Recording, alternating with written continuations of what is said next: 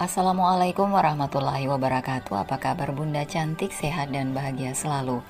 Sebelumnya mari kita berselawat dan berdoa sesuai dengan keyakinan kita masing-masing.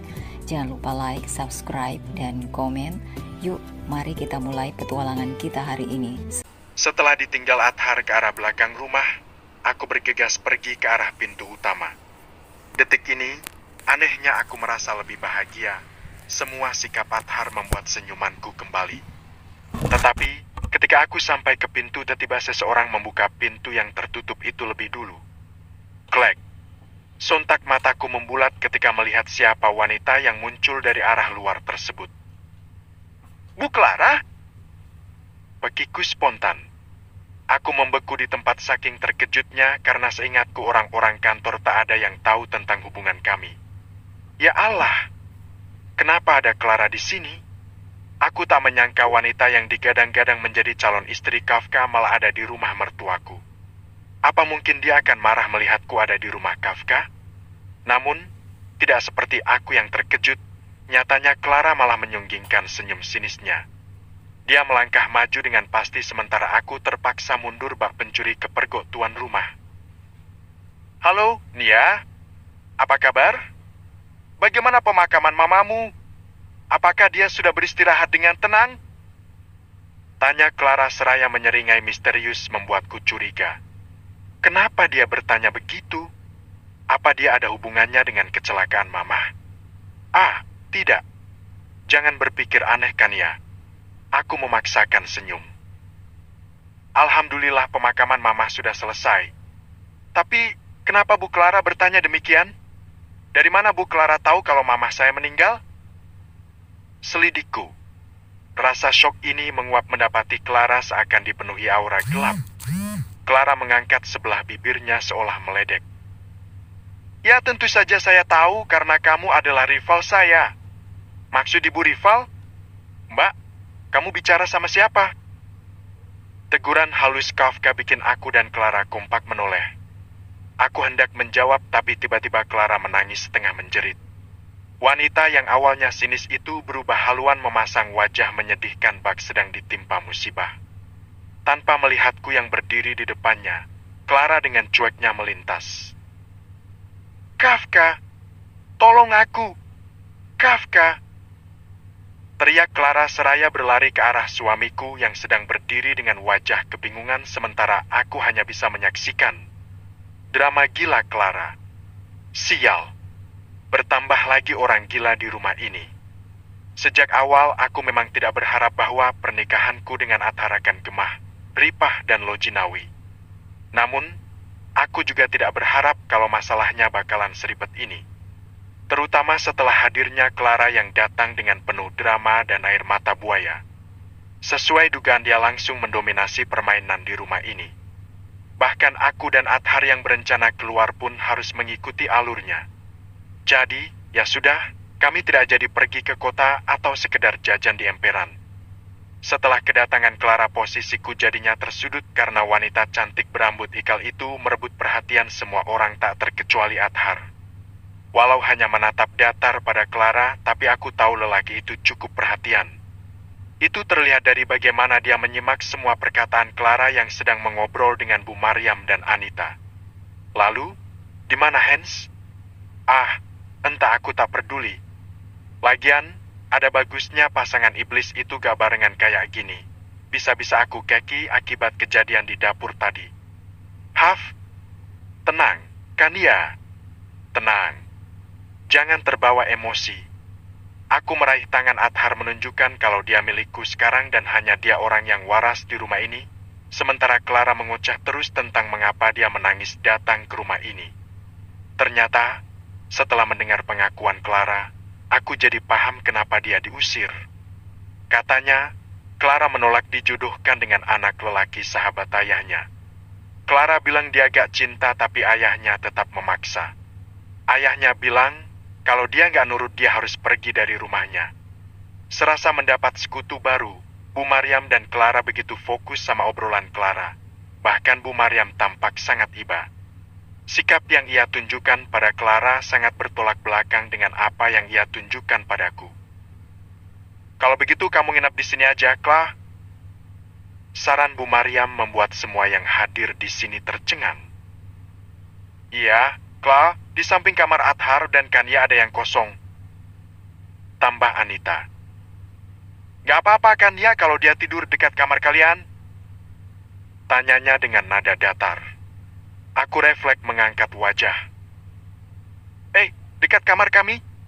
Tapi sejujurnya aku malas bersebelahan sama Clara karena pastinya aktivitas kami akan dipantau olehnya. Ia di sebelah kalian kamar tamu, kan?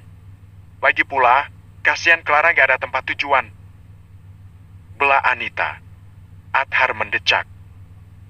Ya, kan banyak hotel, Mbak. Betul kan, Ra? Kamu kan punya ATM. Apa perlu saya bayarin? Usul Athar. Dia hampir merogoh dompet yang ada di sakunya, tapi Bu Mariam tiba-tiba bersuara. Enggak, Clara gak usah nginep di hotel. Lagi pula, dia diusir juga karena kamu tahu. Loh, kok karena saya? Halah, sudahlah. Kamu emang gak pernah ngerti. Pokoknya Clara harus tinggal di sini. Ayo, Clara ikut ibu.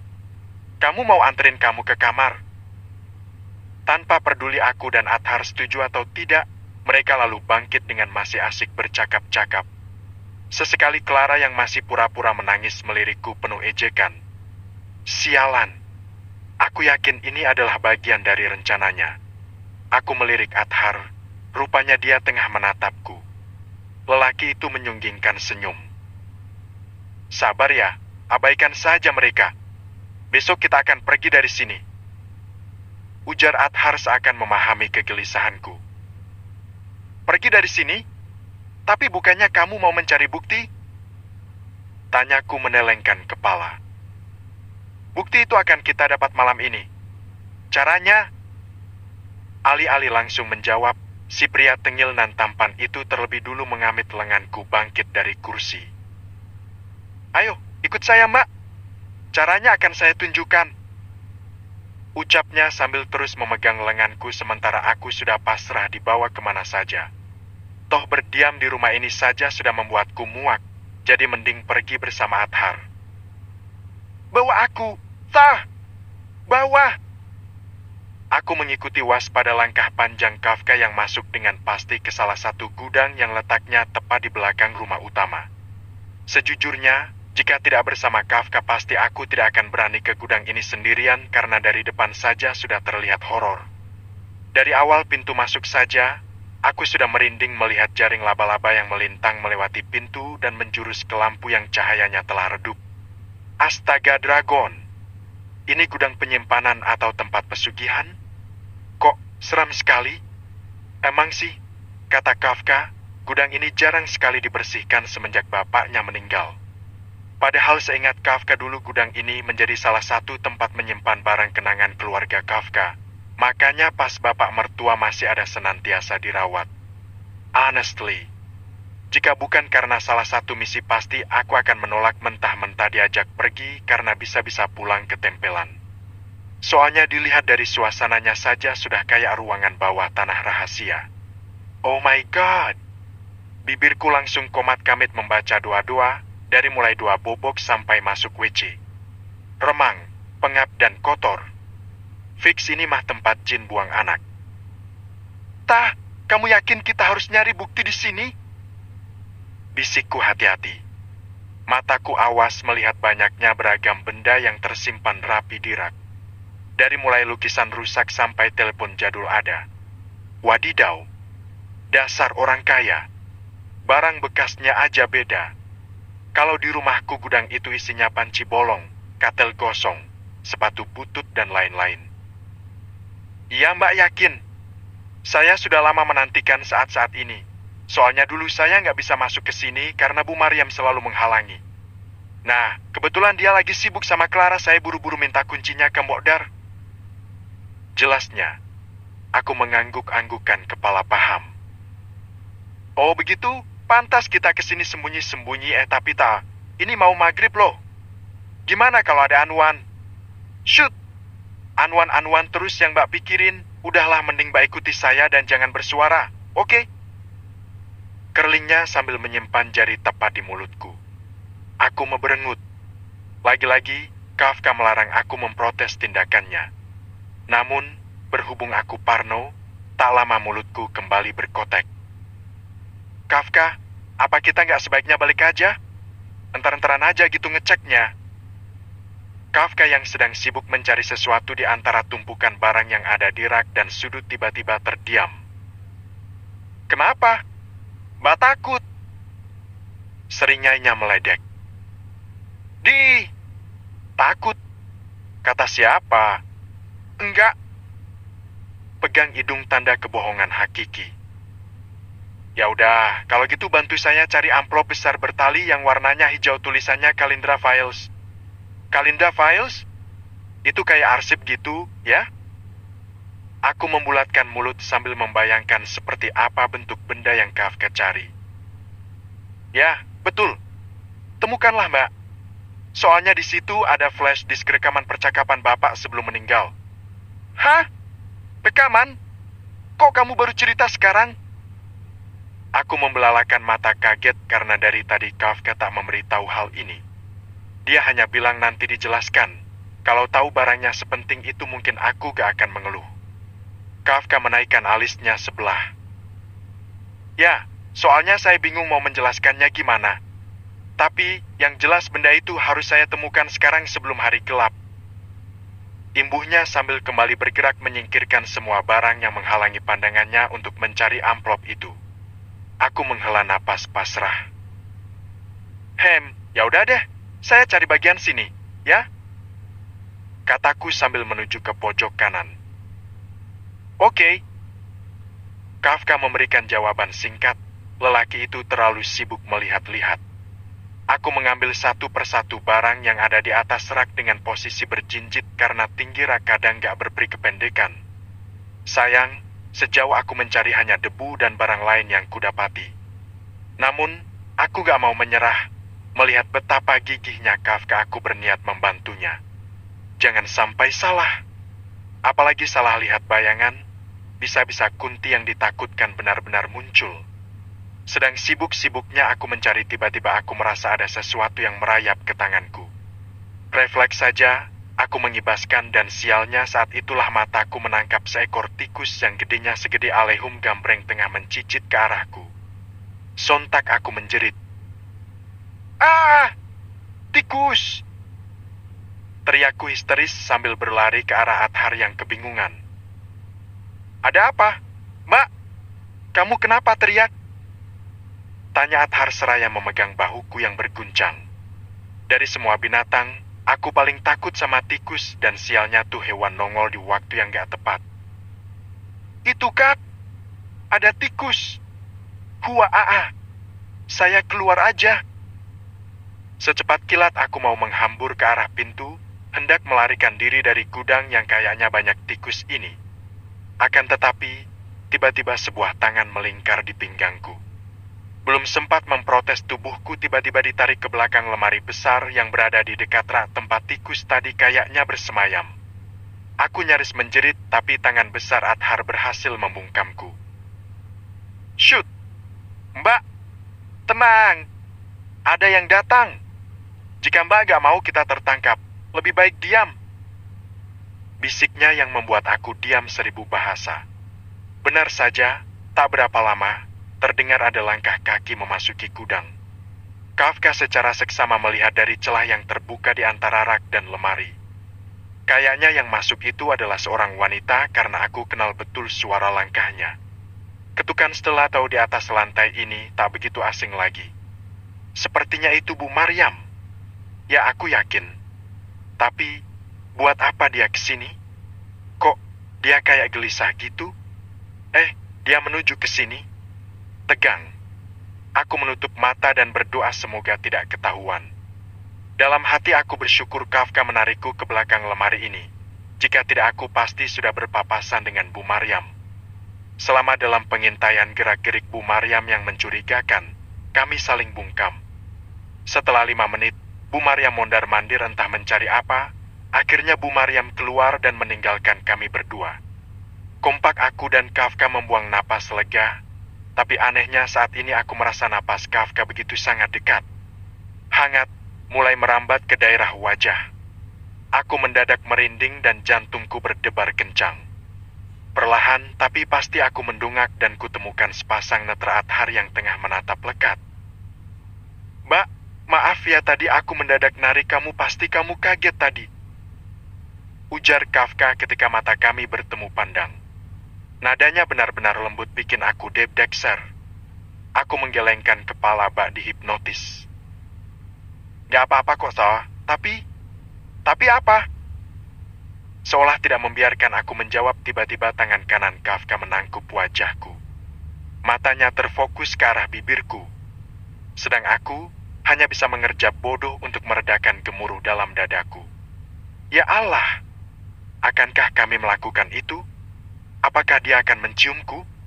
Di sini, merasa paham akan maksud Kafka, entah karena terbawa suasana atau emang syaiton sedang mempengaruhi, tanpa dikomando aku pun memejamkan mata. Dengan polosnya aku mulai menghitung mundur ketika bibir Kafka mulai maju dan "Cicit! Cicit!" Baru saja bibir kami akan menempel, suara laknat itu terdengar. Refleks aku membuka mata, begitupun Kafka. Kompak kami melihat ke arah bawah dan benar saja di antara kami kamu ada dua tikus segede anak kucing tengah berputar di antara kaki. Sontak aku pun berteriak, "Tikus!" Dan saat itu kulihat Kafka tengah menatapku dengan sorot mata gondok. Semua gara-gara tikus. Bibirku gak jadi buka puasa. Eips, bab ke-17, pembalasan. Kawan mondar-mandir gak tenang. Sudah seharian ini Kafka tidak bisa dihubungi. Semenjak mereka pindah dari rumah ke apartemen, otaknya terus saja melancarkan aksi spekulasi tentang berbagai peristiwa yang mungkin terjadi pada Kafka di luar sana. Setelah berpamitan pagi tadi, Kafka seolah susah dihubungi. Lelaki itu bergegas pergi pas mengetahui kalau Clara bunuh diri. Karen gelisah, galau dan merana. Akibat kabar meninggalnya Clara, ternyata sangat hebat. Bahkan kawan saja yang sengaja gak masuk kantor langsung mendapat kasakusuk yang gak jelas via grup WA para karyawan. Mendapati itu, tak dipungkiri di satu sisi dia juga merasa sedih karena pagi tadi dia baru saja mendapat kabar kalau Clara meninggal secara tiba-tiba. Walau kawan tak menyukai Clara, tetap saja dia adalah manajer di kantornya. Sedikitnya kawan dan Clara sempat bersinggungan. Namun, anehnya selain sedih, di satu sisi lainnya Kanya merasa sangat khawatir. Ya, khawatir akan ada masalah baru lagi. Huf. Kawan mengambil napas dalam sekaligus beristighfar. Gadis itu menengadahkan tangannya menghadap kiblat untuk berdoa. Dia memutuskan untuk mendoakan mendiang Clara dan juga kebaikan untuk keluarganya, terutama Kafka. Setelah berdoa, Kawan mulai mencari info tentang kabar di luar sana lewat ponselnya. Sekarang timeline medsosnya penuh dengan ucapan belasungkawa. Namun, anehnya menurut penelusuran Karen, Bu Mariam dan JJ sedang berada di luar kota. Itu terlihat dari postingan mereka di medsos yang sengaja Karen follow menggunakan akun fake untuk penyelidikan. Ah, sikap ini sungguh janggal. Kenapa mereka pergi ketika Clara sekutu mereka telah wafat? Mungkin gak sih ini jebakan? Kalau ya, kenapa harus memakan korban? Terus gimana pendapat Bu Mariam ketika tahu sekutunya mati? Apa mereka? Di saat sedang sibuk-sibuknya berhipotesis, tiba-tiba perutnya terasa keroncongan. Daripada pingsan, Karen memilih untuk angkat kaki dari rumah dan mencari sesuap nasi keluar. Sebelum pergi, dia terlebih dahulu menghubungi Kafka, tapi ponsel pria itu mati. Karen pikir mungkin Kafka masih sibuk di rumah duka. Lagi pula dia tidak akan lama keluar. Kafka pasti mengerti kondisinya. Tanpa pikir panjang lagi, Karen yang tidak mau merepotkan pun bergegas pergi keluar rumah sebelum Kafka pulang. Dia harus menyelesaikan masalah perutnya yang ingin nasi goreng sebelum sakit Mac-nya kambuh. Kak, saya keluar dulu ya. Maaf, saya lapar. Waktu sudah menunjukkan jam 9 malam saat Kafka tiba di rumah. Sudah setengah jam, Kafka mengetuk pintu rumah Karen, tapi sosok istrinya belum juga terlihat. Ia pun memutuskan untuk menelpon, tapi sialnya dia baru sadar kalau ponselnya tertinggal di mobil dan dalam keadaan habis baterai. Jadi, percuma kalau mau diambil juga. Kemana ya kawan? Dia ketiduran atau nggak ada di rumah? Tapi, nggak mungkin kalau dia nggak izin dulu. Gumam Kafka sambil terus mencoba berpositif thinking. Dia yakin Kafka itu tipe yang penurut, nggak mungkin keluar kalau nggak darurat. Tok, tok, tok. Mbak, sayang, buka. Suamimu pulang. Seru Kafka untuk kesekian kali. Pria itu terus mengetuk dan menekan handle pintu, tapi pintu tetap tak terbuka. Kafka mendesah bingung. Dia mencari cara untuk bisa masuk, tapi tidak tahu juga harus bagaimana. Kafka berpikir kasihan juga kalau Anita sudah tidur dibangunkan. Mungkin ada baiknya dia tidur di mobil sampai besok pagi. Beruntung, di saat Kafka sedang berdiri gusar, Pak RT komplek yang kebetulan melintas menegur Kafka. Pak Kafka, cari istrinya ya? Tanya Pak RT yang sepertinya sedang bersiap ronda. Kafka menoleh, melihat sosok Pak RT yang berpakaian serba hitam tersebut. Ya Pak, apa Bapak lihat istri saya kemana? Ya, Pak, tadi dia saya lihat lagi beli nasi goreng di depan jalan sana. Nasi goreng? Oh, jadi dia nggak ada di rumah? Sudah berapa lama dia keluar? Sekitar 1 jam yang lalu. Apa? Astaga, kenapa dia belum pulang juga? Gumam Adhar. Kafka langsung mengecek jam tangannya. Setahu Kafka, Karen itu tipe cewek yang ogah kemana-mana. Kalau cuman beli makan, kenapa bisa selama ini? Mungkin dia ada perlu sama temennya kali, Pak. Soalnya tadi saya lihat dia lagi ngobrol sama cewek gitu. Seolah memahami kecemasan Kafka, Pak RT yang baik hati itu mengatakan apa yang dilihatnya. Kafka terkesiap. Cewek? Bapak tahu ciri-cirinya? Pak RT menggaruk pelipisnya. Gimana ya? Aduh, saya lupa. Sudahlah Pak, kalau begitu saya permisi ya Pak. Oh ya, terima kasih sudah memberitahu saya. Maaf, saya duluan mau nyarikannya dulu. Nanti lain kali kita ngopi-ngopi, saya yang traktir. Mari Pak. Mari. Hati-hati. Usai mendengar info dari Pak RT, Kafka segera masuk kembali ke dalam mobilnya untuk bergegas pergi dari rumah. Dalam pikiran Kafka, dia harus menemukan Kania secepatnya. Pria itu sangat khawatir terjadi sesuatu pada Karen. Dia takut akan ada orang yang menyakitinya. Dia merutuki diri karena gagal melindungi dan malah meninggalkan Karen terlalu lama. Mbak, sayang, di mana kamu? POV Karen. Aku menatap perempuan yang ada di depanku dengan wajah datar. Sudah 15 menit berlalu aku dan JJ duduk berhadapan di meja kafe, tapi wanita di depanku belum juga bersuara. Tadinya, aku malas sekali menemui perempuan yang telah merebut Mas Ari dariku ini, tapi dia terus memohon hingga aku tak ada pilihan selain menemuinya. Pertemuan ini dimulai dari beberapa waktu lalu di mana aku yang sedang membeli nasi goreng tiba-tiba melihat JJ turun dari mobil dan menghampiriku. Jujur, aku terkejut melihatnya menemuiku semalam ini. Padahal aku kira dia sedang berada di luar kota dengan Bu Maryam sesuai yang aku lihat di medsosnya. Ternyata dia ada di sini. Ajaib. Saat di depan tukang nasi goreng, Anita bilang dia ingin bicara padaku 4 mata saja. Mulanya aku menolak karena curiga dan juga takut Kafka mencari, tapi dia tetap memaksa sampai memohon-mohon. Katanya ini sangat penting dan dia berjanji tidak akan lama berbicara. Entah apa tujuannya, tapi kuakui kalau aku penasaran. Dan selepas kami bersepakat, akhirnya berakhirlah aku di sini. Di sebuah kafe yang letaknya agak jauh dari rumah bersama JJ yang duduk di depanku. JJ hanya tersenyum tipis sambil menyesap teh yang disajikan pramusaji. Kalau dipikir-pikir JJ ini tidak seperti ibu hamil pada umumnya, walau perutnya membuncit tapi kedua kelopak matanya tampak cekung dan menyedihkan. Kamu nggak takziah ke almarhumah Clara?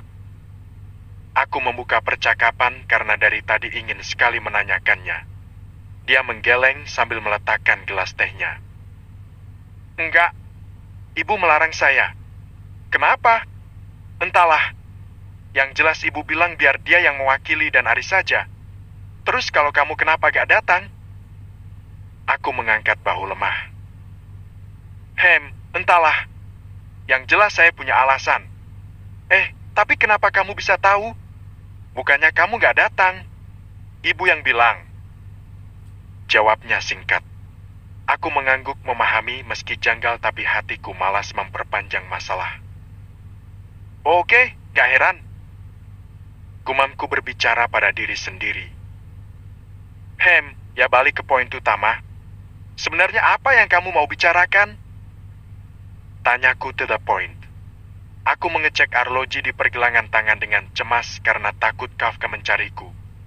Pasti dia sangat gelisah ketika pulang jika tak menemukanku ada di rumah. JJ menggigit bibirnya sebelum bersuara. Aku sebelumnya mau mengucapkan terima kasih karena kamu telah mau mengobrol sama saya di sini. Ucap ibu hamil itu dengan nada yang dibuat-buat. Halah, udah jangan banyak basa-basi. Saya hanya punya waktu 5 menit aja. Sebutkan mau kamu? Aku mendengkus seraya melipat tangan di depan dada. Rasanya teramat jengah jika terlalu lama di sini, di depan wanita yang membuatku terjebak pada pernikahan yang rumit. JJ memajukan tubuhnya gelisah dan tangannya ia satukan di atas meja. Oke, baiklah. Sebenarnya aku mau mengatakan sesuatu yang sepertinya tidak boleh dinanti-nanti. Nia, aku ingin membuat kesepakatan dengan kamu.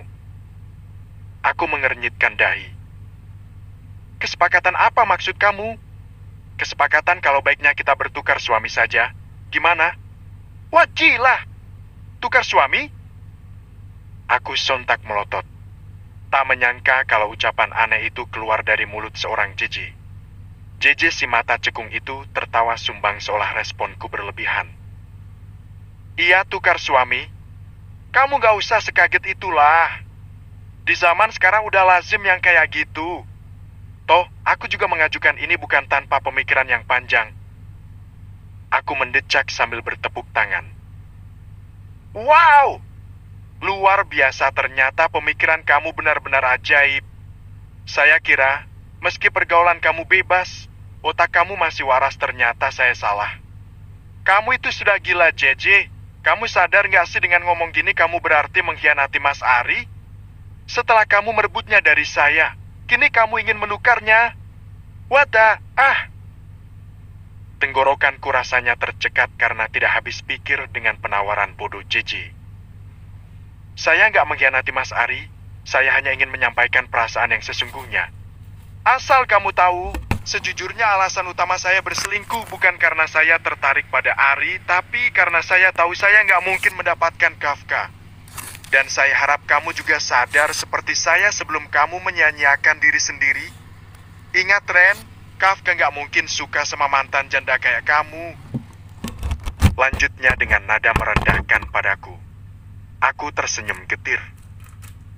Cile, laganya sok perhatian. Peduli apa kamu saya disia-siakan atau tidak?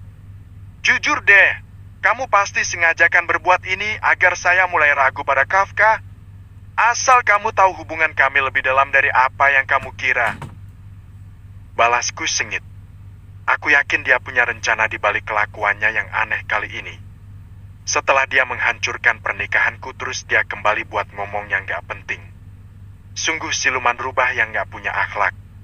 JJ menyunggingkan senyum sinis. Lebih dalam? Lebih dalam? Bohong!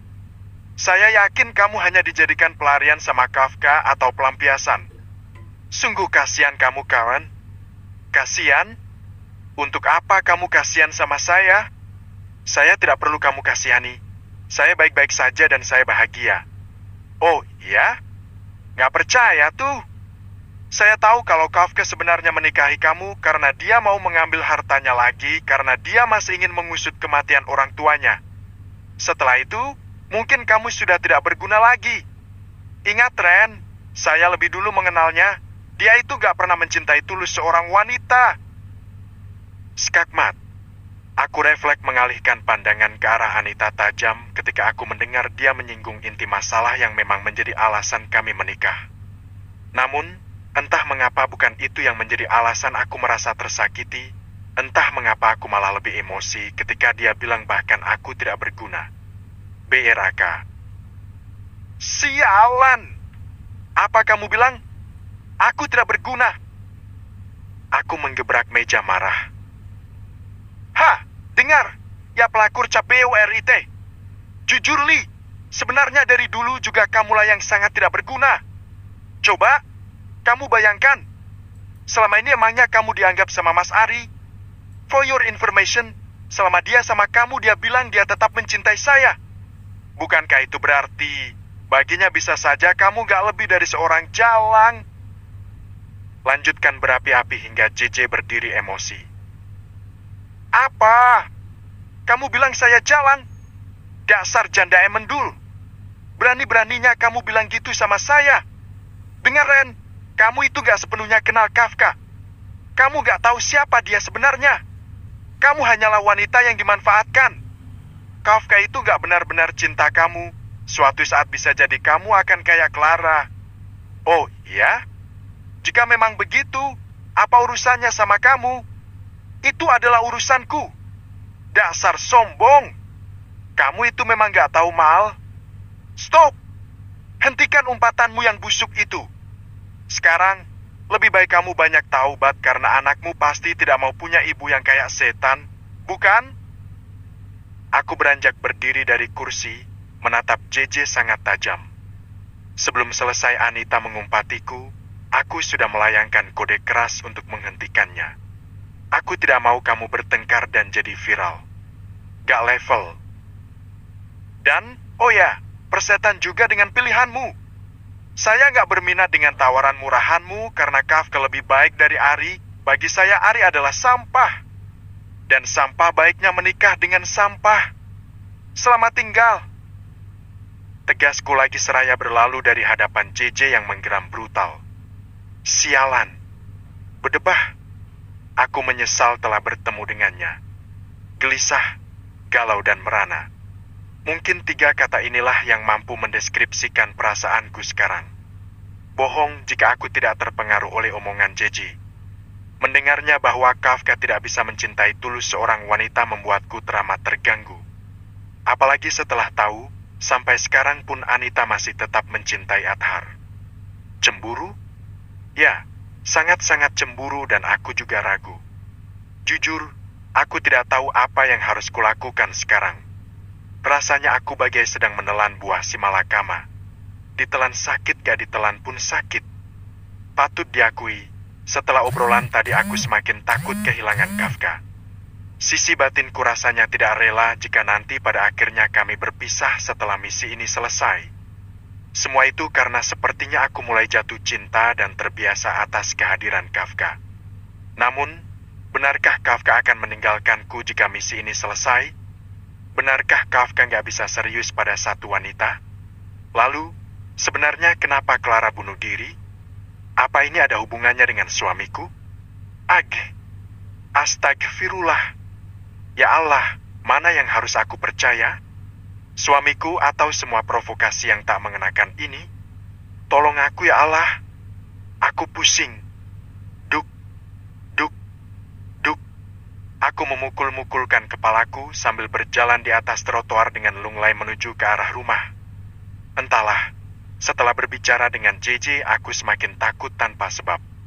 Sepertinya aku memang sudah mulai mencintai Kafka, hingga tidak mau omongan JJ menjadi benar. Pin, di tengah rasa kalut yang melanda tiba-tiba sebuah sepeda motor berhenti tiba-tiba di samping trotoar. Aku mengangkat kepala, ingin mengetahui siapa yang menyapaku semalam ini karena suaranya bukanlah suara JJ.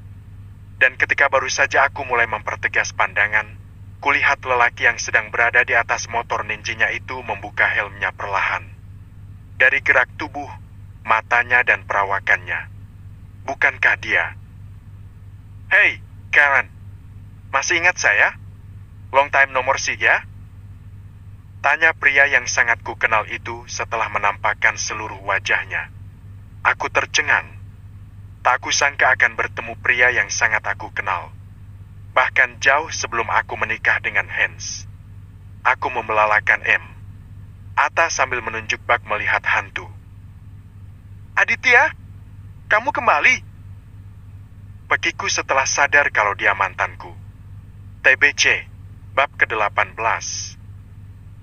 POV Kafka. Dengan perasaan masih tak karuan, aku hanya mampu terduduk di balik kemudi. Setelah melewati proses pemakaman dan interogasi yang menyita perhatian tentang kematian Clara, akhirnya aku bisa pulang. Namun, aku kecewa ketika sampai ke rumah aku malah tak menemukan Kania, istri yang selalu membuatku khawatir. Di mana dia? Kenapa semalam ini dia belum kembali? Shit! Pakai merah lagi!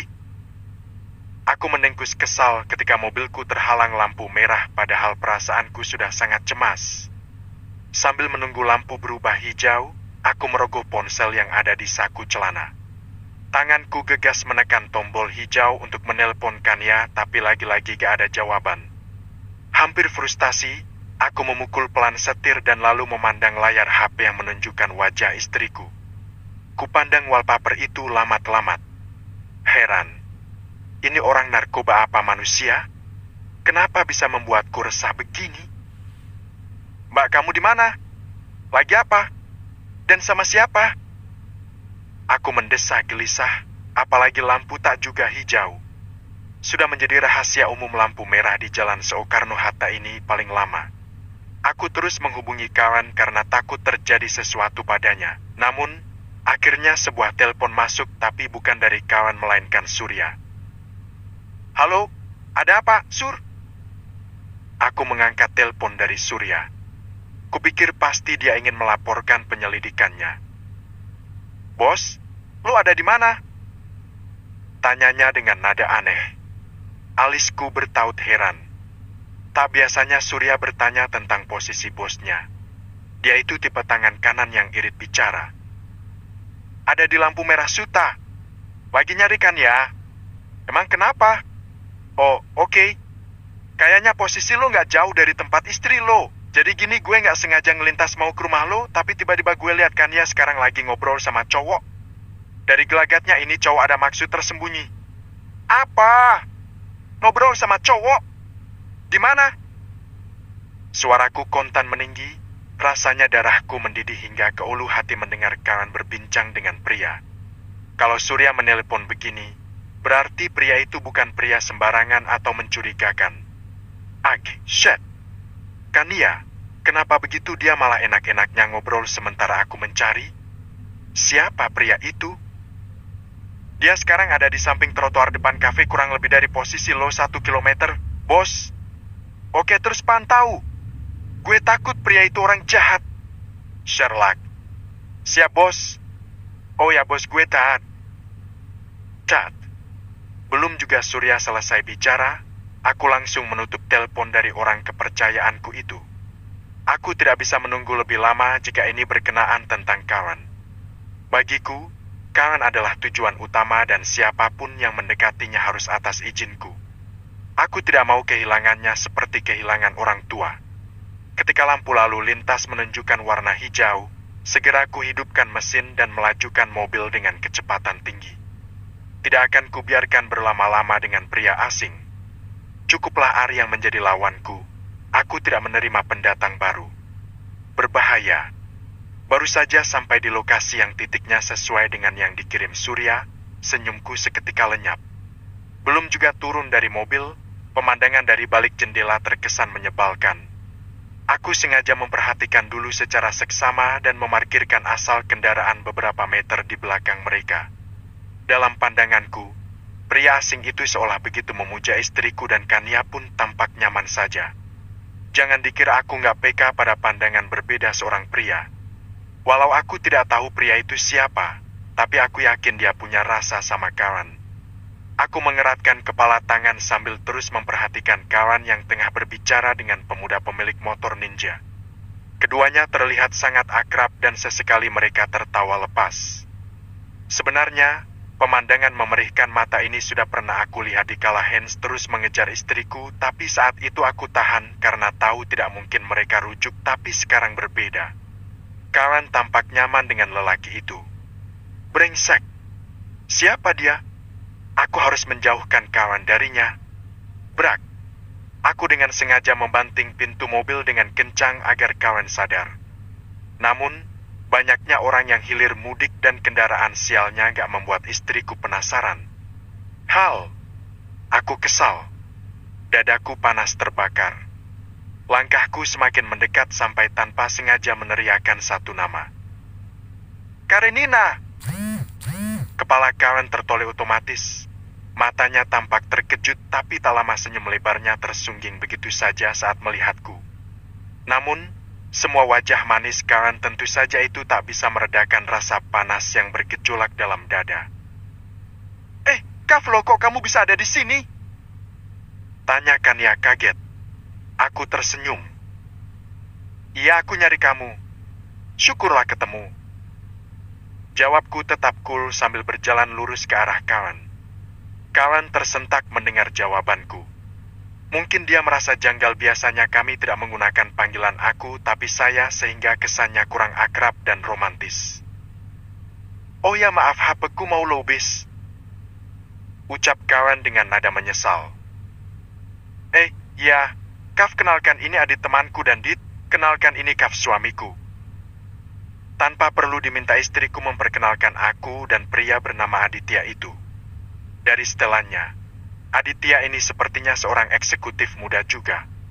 Itu terlihat dari barang branded yang ia kenakan. Hi, kenalkan saya Aditya. Dulu saya dan kawan pernah jadi teman dekat. Ujar Aditya terkesan basa-basi yang sangat basi. Ya, basi. Karena dia bilang teman dekat istriku. Sialan memang cecunguk satu ini. Halo, saya Kafka. Suami kan ya? Balasku singkat dan lalu melirik kawan. Oh ya sayang, kamu kok keluar malam-malam? Lapar, ya? Maaf ya aku lama perginya. Bisikku seraya melingkarkan tangan di pinggangnya yang ramping dari arah samping. Kawan menoleh ke arahku, sedikit menggeliat agar aku melepaskan lengan yang melingkari pinggangnya. Sepertinya dia kaget tiba-tiba aku show off kemesraan di depan Aditya. Melihat kami, Aditya mengalihkan tatap dan berdehem pelan. Pria itu pura-pura melihat arloji lalu mengangkat kepala sesaat. Hemoken ya, sepertinya saya harus balik duluan, ada keperluan. Honestly, sebenarnya tentang Kafka saya sudah dengar dari teman-teman eksekutif saya tentang sepak terjang seorang bos muda seperti kamu.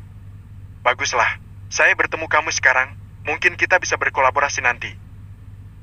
Pamit Aditya seraya mengulurkan tangan. Oh sure, tentu. Saya akan menunggu. Seringaiku sambil menjabat tangannya yang kuat penuh tenaga. Sesaat kami bertatapan seolah sedang memercik api permusuhan. Bisa kuduga kalau dia bukanlah lawan yang mudah. Tapi, buat apa dia mendekati kawan? Sepeninggal Aditya, kawan berbalik menatap ke arahku. Dia pura-pura melotot sambil menahan senyum manisnya. Aku sudah mengira dia akan menyukai tindakan sok mesra yang kulakukan. Kaf, kamu kok tumben-tumbenan kayak gitu tadi? Norak tahu gak? Protesnya dengan wajah bersemu merah. Aku menarik diri, lalu berdecak kesal. Masa mesra sama istri itu norak sih? Kamu tahu gak yang norak itu ngomong berduaan sama cowok di pinggir jalan? Lagian siapa yang ngilang dan baliknya lama? Tahu gak sih mbak? Aku nyariin loh. Aku sampai muter-muter daerah sini beberapa kali. Mata kawan melebar seolah baru tersadar akan kesalahannya. Namun, aku sudah berbalik menuju ke arah mobil, sempat berhenti sejenak karena istri lucuku itu tak juga mengikuti. Tuh kan malah diem. Kenapa? Nunggu si Adit-Adit itu balik, ya? Sindirku seraya mengangkat alis. Ih, enggak Kaf? Ngapain juga? Ujar kawan sambil berlari menyusul. Pas sudah sampai di samping, dia lalu gelendotan kayak kucing minta makan sambil matanya dibikin sok imut. Biasalah, cewek kan gitu kalau udah ketahuan salah suka jadi sok manja, cari perhatian. Dasar wanita. Kaf, kamu masih marah, ya? Bisik kawan terdengar lirih di telinga. Napas lembut istriku seketika menyapu leher. Lagi-lagi dia selalu tahu kelemahanku sebagai lelaki yang merindukan pelayan perempuan yang sah. Malam ini aku sengaja mengabaikan Karen dan tidur di sofa. Ceritanya merajuk. Bisa-bisanya di saat aku khawatir takut terjadi apa-apa, dia malah ngobrol di trotoar sama lelaki lain. Aku melirik malas sepasang netra cantik yang menatap sok sedih. Menurut kamu? Ya Allah, Kaf. Jangan gitu atuh. Iya, maaf ya. Lain kali aku bakalan nunggu kamu. Maaf juga aku lupa lihat HP. Habisan kamunya juga sulit dihubungi. Kamu gak ngabarin aku setelah pergi dari rumah. Karen memonyongkan bibirnya lucu bikin aku ingin cium tuh mulut mungil. Halah, kesal. Bucin banget sama bini. Apalagi kalau ingat enaknya adegan main semalam pas Karen pasrah aku ajak ibadah surga. Inginnya langsung serang aja tapi tentu aku masih gengsi. Aku tak mendebat dan merubah posisi ke samping, memunggungi Karen sampai wanita itu menarik-narik baju. Ih, Kafka, jangan gini atuh. Iya, maaf. Udah atuh marahnya. Godanya sambil merangkak ke arah pundak sehingga wajahnya tepat di samping telinga. Kalau kamu marah terus nanti aku apa? Aku cepat menoleh ke kiri tepat di depan muka Kania. Tindakan dadakan ini sengaja dilakukan agar Karen gugup. Sontak istriku memundurkan wajahnya sambil menggigit bibirnya yang seksi. Nanti aku mau main lagi gitu. Bisikku seduktif sambil menarik leher Karen dan mendekatkan bibir kami. Ih, Kaf apaan sih? Lepas sah. Dia mulai menepis tanganku yang mulai menggerayang dari leher sampai kemasuk ke punggungnya. Ah, gak bisa. Ini hukuman bagi Mbak yang udah bikin aku cemas. Ayo, kita ulang yang semalam ya. Godaku sambil bergerak meraih tubuh Karen.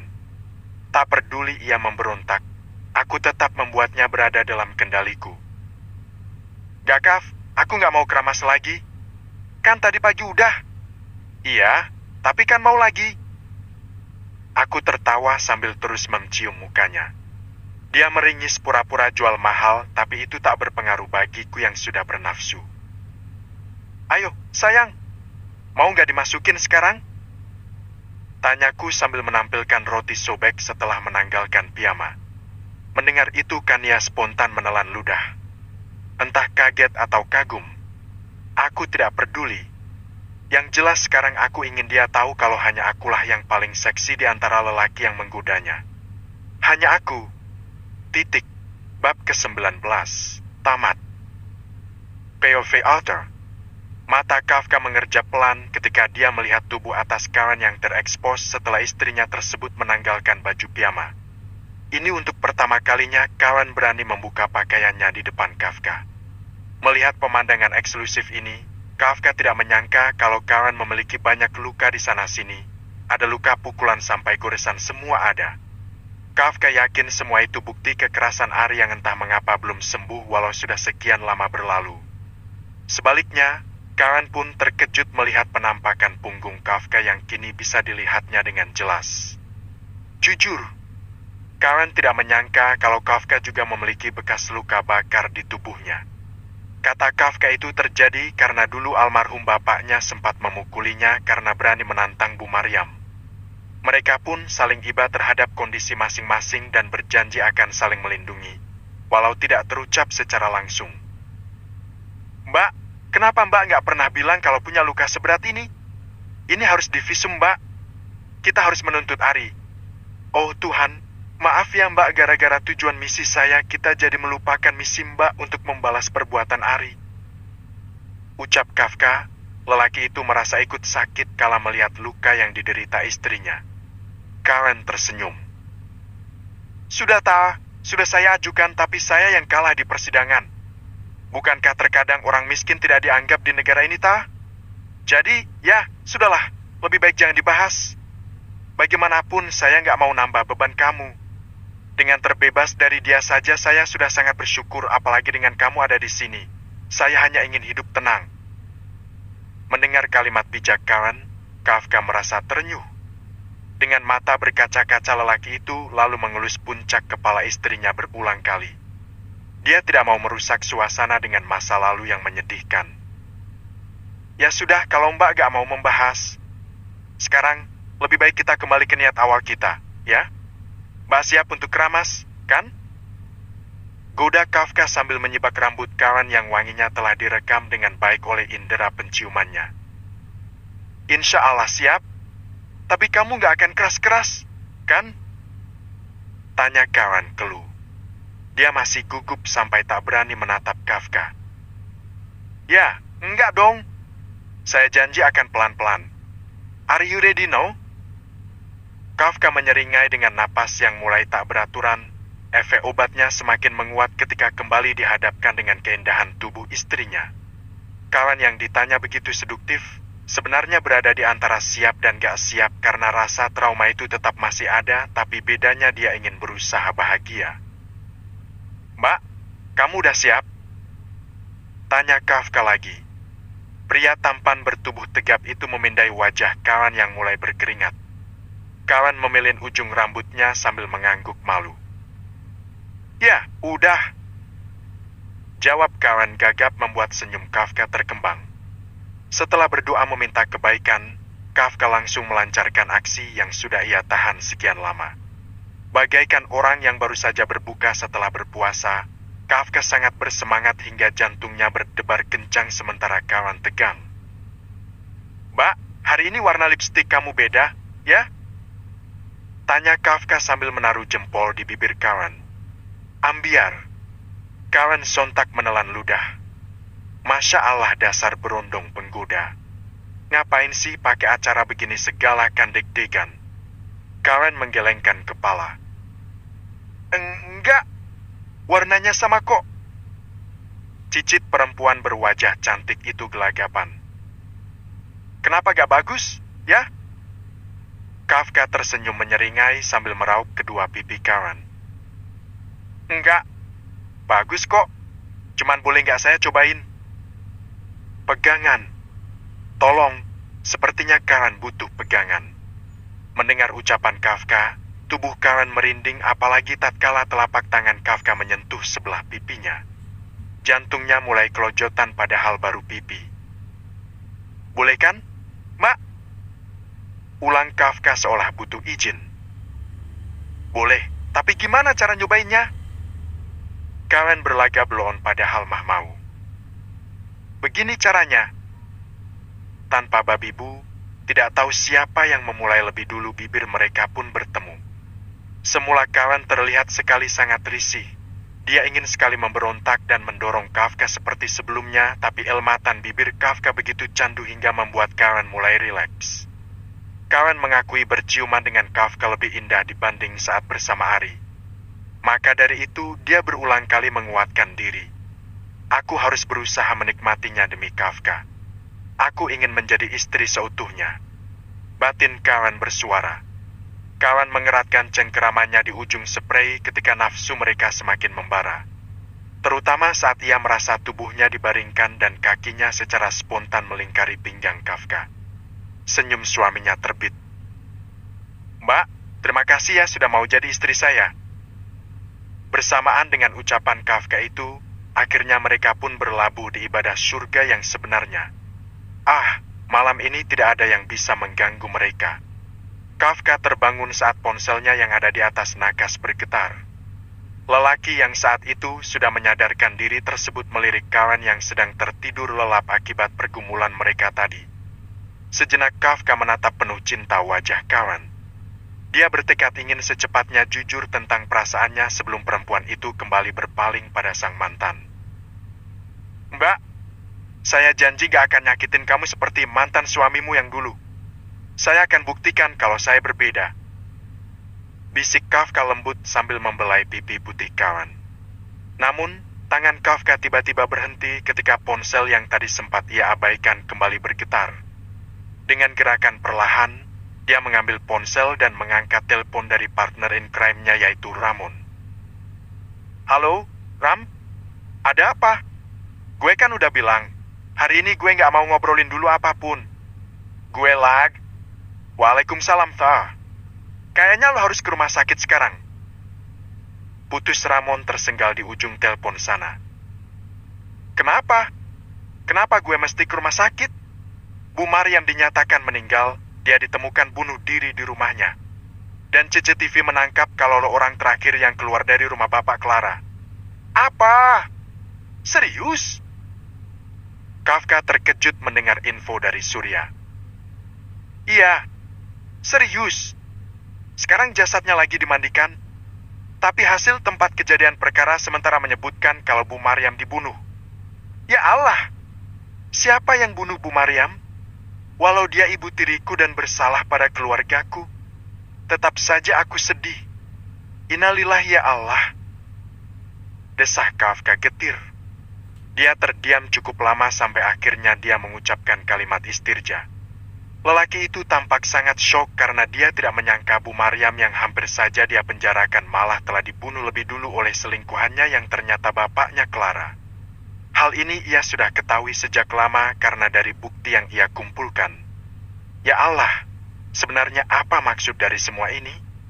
Kafka mengerang sambil menutup mukanya. Frustasi. Astagfirullah, innalillahi wa inna ilaihi rojiun. Ya udah gue kesana sekarang. Lirih Kafka sambil mematikan ponselnya. Kawan yang baru saja tersadar dari Lena mulai menggeliat dan memposisikan dirinya untuk menghadap ke arah Kafka yang berubah pucat. Mata kawan mengerjap ketika melihat Kafka yang sedang terduduk dan mematung di sampingnya. Kaf, ada apa?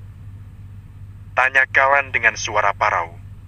Kafka menolehkan tatapannya pada kawan. Dia menatap istrinya yang sedang bingung tersebut secara lekat. Tiba-tiba air matanya mengalir dan mata pria itu memerah. Ibu mbak, ibu. Kafka berucap bingung. Dia tidak tahu cara menjelaskan pada kawan. Ibu kenapa? Desak kawan tak sabar. Dia meninggal. Sontak mata kawan yang semula setengah watt langsung membelalak sempurna mendengar kabar itu. Hah? Meninggal? Innalillahi wa inna ilaihi rojiun. Kapan? Kenapa? Kafka menarik napas berat. Katanya Surya dia dibunuh, Mbak. Saya harus ke sana dan menjebloskan pembunuh ya. Mbak, saya izin mau takziah boleh? Sekalian saya juga kayaknya bakal diminta jadi saksi. Ya Kaf, boleh. Saya pun akan ikut. Saya yakin Anita dan Ari pasti sangat terpukul sekarang. Saya akan mandi. Kamu mau nunggu, kan? Tanya kawan cemas. Dia tak menyangka sepagi ini akan mendapat kabar yang sangat mengkhawatirkan. Kafka mengangguk. Ya, boleh. Tapi apa kamu gak apa-apa? Kemarin kamu lemas dan lagi pula kamu juga masih kurang sehat gimana kalau kamu siang aja ke sana sama mama? Pasti di rumah lagi banyak polisi dan orang-orang kantor saya takut kamu tertekan. Ujar lelaki itu sambil mengelus rambut istrinya. Sejenak, Karen merasa berat menyetujui permintaan Kafka. Dia ingin ikut sama suaminya karena itu dia tercenung. Ada rasa khawatir melepaskan Kafka begitu saja sendirian, tapi setelah beberapa menit berpikir akhirnya Karen menganggukkan kepala. Oh ya udah, kalau begitu aku siang. Kamu benar pasti kondisi di rumah lagi gak bagus sekarang, mengingat pimpinan mereka meninggal. Tapi Kaf, kamu jangan lama-lama, ya? Setelah selesai kamu cepat kembali. Saya khawatir. Ujar kawan seraya memegang lengan suaminya posesif. Mendapati perhatian itu, Kafka hanya bisa tersenyum tipis.